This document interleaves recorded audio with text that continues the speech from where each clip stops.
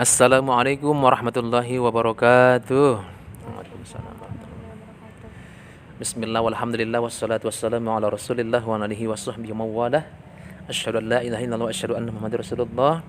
Allahumma rabbi shrah li sadri wa yassir li amri wa hlul 'uqdatam min lisani yafqahu qawli.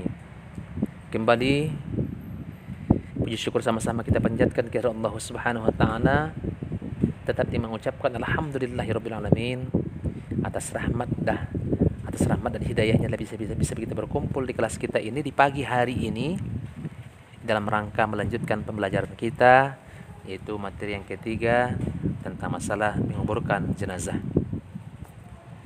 Selawat serta salam mari sama-sama kita sampaikan pada junjungan alam baginda Nabi besar Muhammad sallallahu alaihi wasallam dengan lafaz Allahumma shalli ala sayyidina Muhammad wa ala alihi sayyidina Muhammad.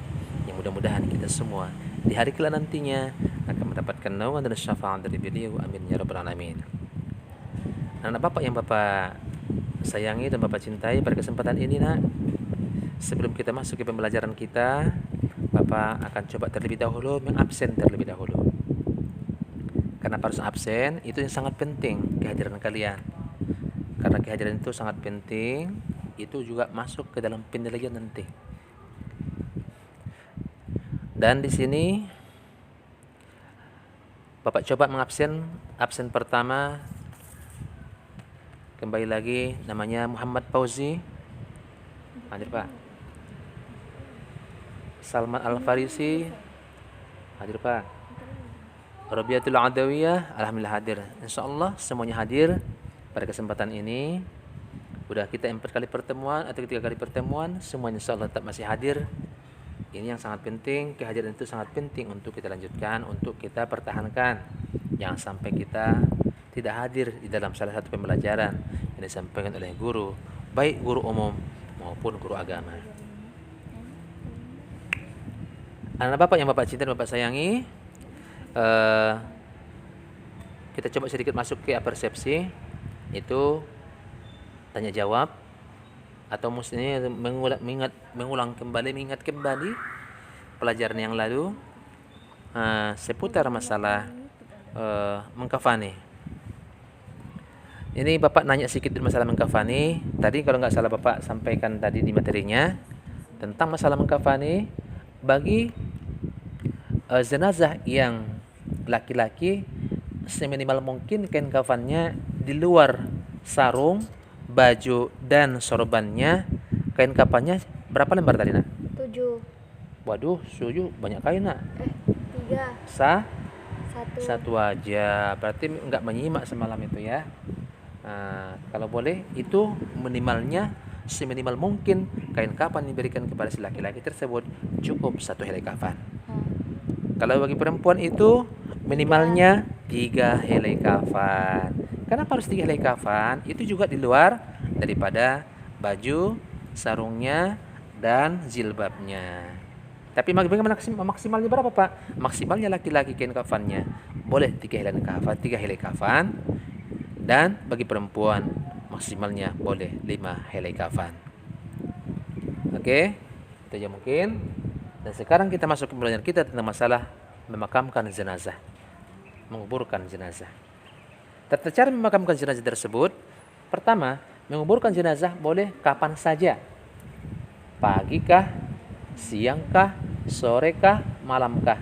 Kecuali di saat-saat matahari terbit, matahari berada di tengah-tengah, atau matahari tenggelam. Lewatkan dulu itu boleh. 4 hari itu 4 hal tersebut boleh. Mau pagi silakan. Kira-kira meninggal dia, katakan dia subuh tadi, dikuburkan di jam 9 pagi, jam 10 pagi, boleh. Atau mungkin sore gimana sorenya? Jam meninggal dia mungkin jam 11 pagi, dimakamkan dia jam 4 sore, boleh. Malam gimana? Umpama malam, zaman sekarang kita lihat ada yang covid ya. Covid ini, yang corona nih, tiba-tiba sesak napas, dibawa ke rumah sakit, langsung covid ya. Ini boleh. Bagaimana nih? Apakah boleh dikuburkan tengah malam? Disegerakan, boleh di tengah malam, tidak ada masalah. Waktu itu tergantung kondisi saja, situasi dan kondisi. Kapan si mayat tersebut mau dikuburkan? Boleh saja, tergantung kepada kesiapan pemakaman dan kesiapan kepada ahli bait, keluarga Tapi kalau masih ada yang mau ditunggu, nah silakan ditunggu dulu. Umpama anaknya masih di Jawa sana, mungkin anaknya insya Allah bisa untuk mensolatkan anaknya, mensolatkan orang tuanya, boleh kita tunggu. Tapi kalau datang dia hanya melihat dan meratapi ayah dan mamanya, alangkah baiknya biar nggak berlama-lama, kalau dijadwalkan jangan sampai si mayit tersebut 24 jam di rumah. Kalau lebih daripada 24 jam dari rumah dia, bisa nanti mayatnya bisa busuk atau bisa katakan nanti berbau yang tidak enak. Maka disegerakan ya, maksimalnya mayat tersebut di rumah 24 jam, tidak boleh lebih daripada 24 jam. Meninggal tadi siang jam 12, sore insya Allah nanti atau katakan besok jam 12 itu harus dikuburkan paling lambat, tidak boleh lebih. Takut nanti terjadi kecium bau yang tak sedap. Oke, kita lanjutkan. Berikutnya lagi nomor 2, mempersiapkan lubang kubur sesuai dengan ukuran yang dianjurkan syariat Islam. Kalau nggak salah, kalau laki-laki lebih rendah kuburannya ketimbang perempuan. Kalau laki-laki dikatakan sedada kita ini, dan berikutnya lagi kalau perempuan kalau boleh setinggi kita ini. Kenapa dibuat seperti itu? Agar terhindar dari jangkauan binatang buas, ya, agar binatang buas tidak bisa menjangkau mayat tersebut. Karena takut kita nanti, khawatir kita kalau di tempat tersebut ada binatang buas, digali-gali lubang tersebut nanti dimakannya mayatnya. Maka dari itu harus didalamkan makamnya si mayat tersebut. Laki-laki kita buat ya sebatas dada kita, kalau perempuan kita buat boleh lebih dari itu. Kenapa? Karena insya Allah bau badan perempuan itu lebih daripada laki-laki, maka itu harus didalamkan dia kuburannya.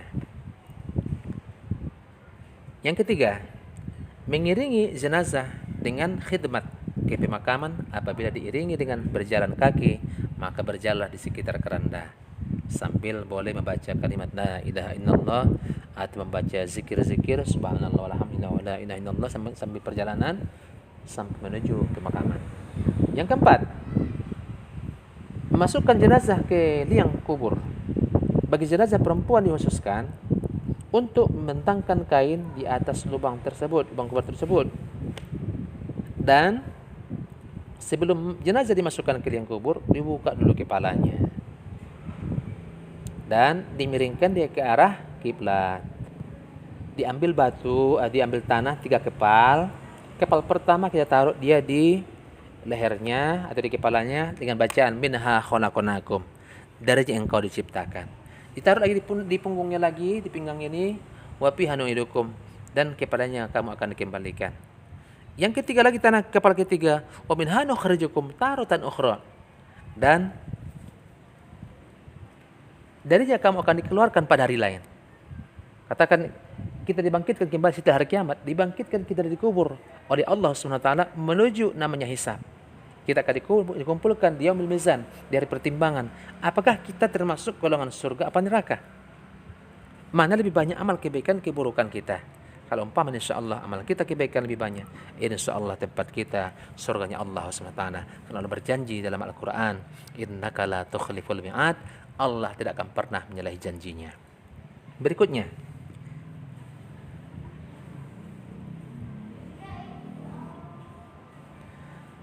menaburkan tanah 3 kali dari arah kepala mayit, baru kemudian ditimbun pakai tanah.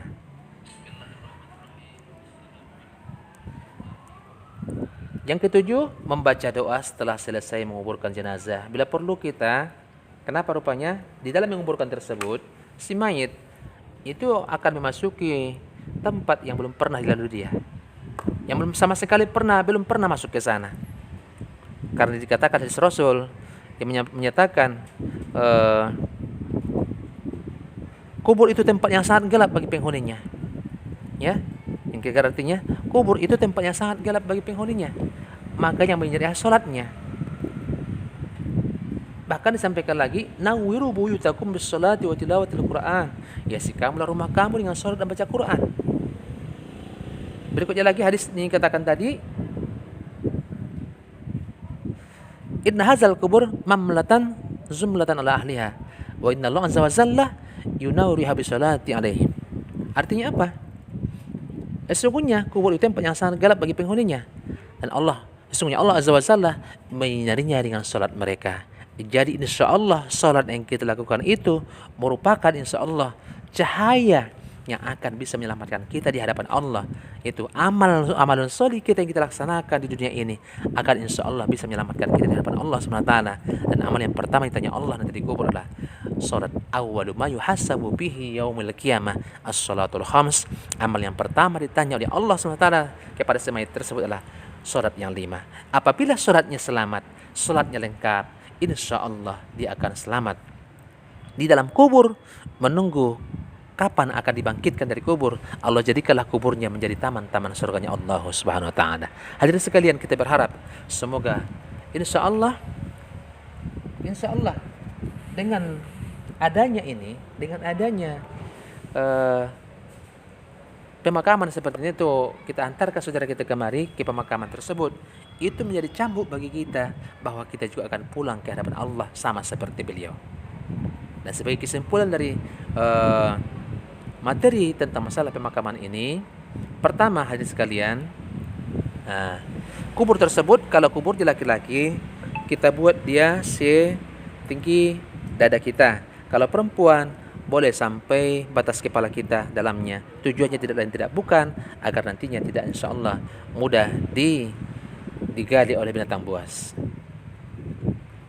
Dan berikutnya lagi insya Allah, mayit tersebut dimiringkan dia ke arah kiblat dan ditempelkan 3 kepal tanah di bawahnya, di samping di kepala, di pinggang dan di kaki. Insyaallah awal pertama tadi binahawalakum, dari yang engkau diciptakan, wa bihamdikum, kepada yang engkau kembalikan, yang tanah ketiga tadi, dan dari sinilah engkau dikeluarkan pada hari lain, itu pada hari saat berbangkit dan kita dibangkitkan dari kubur.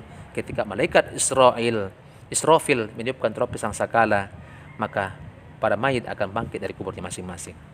Dan insya Allah begitu mayit dikuburkan, ditanam semua, tertutup, maka diazankanlah dulu. Setelah diazankan, Allahu Akbar, sampai selesai azannya, baru diiqamahkan kembali.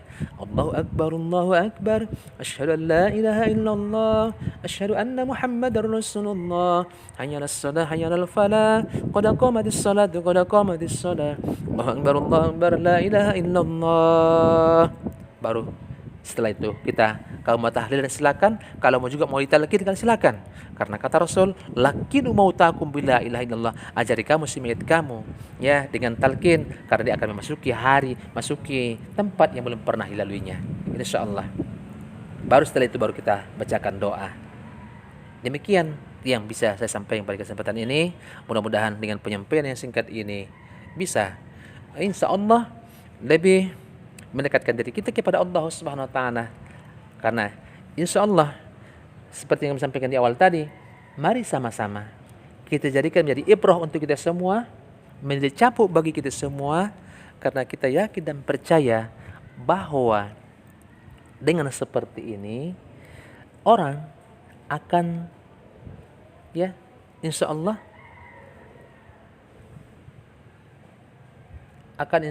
beliau itu yang berangan-angan tinggi, yang berangan-angan yang sangat jauh, insyaallah itu akan terhindar.